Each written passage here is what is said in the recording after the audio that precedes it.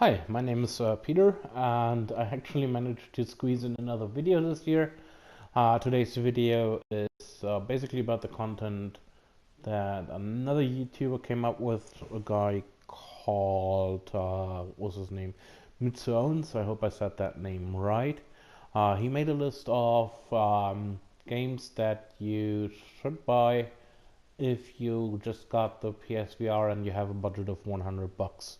I think the idea of that list is a great one because a lot of people might have gotten the PSVR for Christmas and they might be wondering what should they buy on games. Now, I disagree with the contents of the games that he picked. Most of the games don't offer much of replayability. Um, like if you buy PlayStation VR Worlds, which is the most expensive game he picked, that's only a series of small demos, basically. But even Batman Arkham VR, for example, feels more like a demo. Doesn't really offer content for hours, so I wouldn't buy those games for if I had the budget of 100 euros. Now, one thing you should do once you have the PlayStation VR, the first thing you should do is download as many of the free apps, free games, and demos that you can, and have your own picture made of what you actually enjoy. Besides that, I have my own list of games that fit within that budget, or maybe not exactly. Let's see about that later. Um, and let me just start right away with the first one. The first one that I would suggest for you to buy is called Tethered. Tethered is about, well, you play a deity which takes care of his what they call peeps in the game. So you assign jobs to them, you have them do certain things. They in return will pray for you, which gives you spirit points and advances you. The game is extremely well made. It looks extremely cute. Uh, it is not an immersive VR experience in the sense that it puts you somewhere in. It's more like a 3D game. It's a bit like a real-time board game that you're playing. That's one of the reasons I picked it, because it is different than the other games. Now, let's. Well, the price of Tethered is currently $29.99. This game is not on the current ongoing sale. There's also a more expensive version of it, I think for 35 or something like that, which has a bit more of stuff. Now, the second game I would recommend is called Driveclub VR. It's a VR version of the Driveclub game that a lot of you have probably played on the PlayStation anyways. It's a racing game which allows you to race with a lot of cars that exist in real life. The cars are very detailed.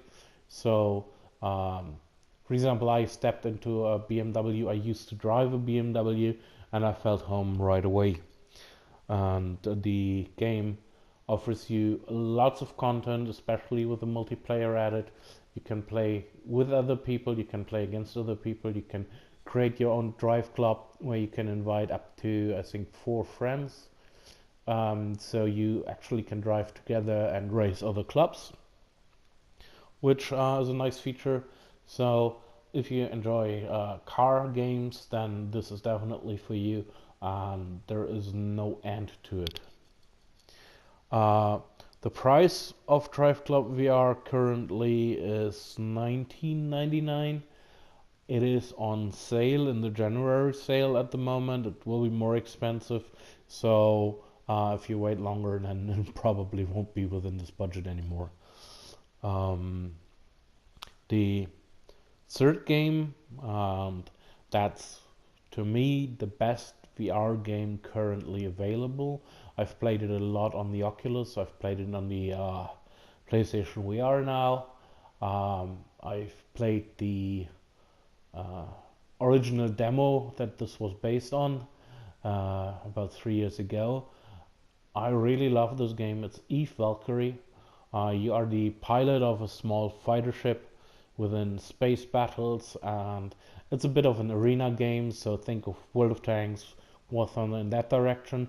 Just Well, spaceships. You are launched from a carrier, you battle with other pilots in space, depending on the game mode, either team deathmatch or you have to dominate or you have to destroy the other side's carrier. So there's different game modes, there's different fighter, you have the heavy fighter, you have a logistics ship, which is basically the healer class. So lots of content. CCP is actively still developing this game. It's not one of those games that they put out and you can play it and you're done. No, they actively develop it. There are expansions coming to it. Just recently, the what's it called? The Gatecrash expansion, which added a new map. Meaning this is a quite good investment if you recently got the PlayStation VR and you want to have fun for a long time. What else? The thing is, we now have about 10 euros left. Now, for 10 euros, there isn't many games that you can get. There is a few of those demo-like games that I don't really want to recommend. There is the option, if you have the PlayStation Move controllers, and as I said, you shouldn't get them just because of the VR stuff, but if you have the Move controllers, you might actually want to get the Martian VR experience, which is if you remember the Martian the movie, and that as a VR experience, pretty cool idea.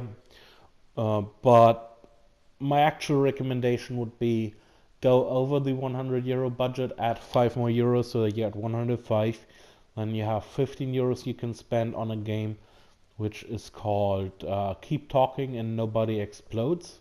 Keep Talking and Nobody Explodes is, well, let's call it a party game or a couch game. It's something you can play with your friends. You only need one PlayStation VR because the guy who's wearing the PlayStation VR, or the girl who's wearing the PlayStation VR, will basically see a bomb that is ticking down, made of several different modules. Then has to describe the modules and the state of the modules to the other player or players, which cannot see the bomb. They're not having the glasses on.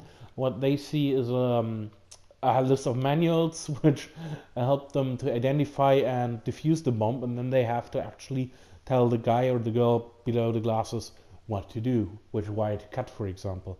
So this is a great party game. We've played it at the company on the HTC Vive before.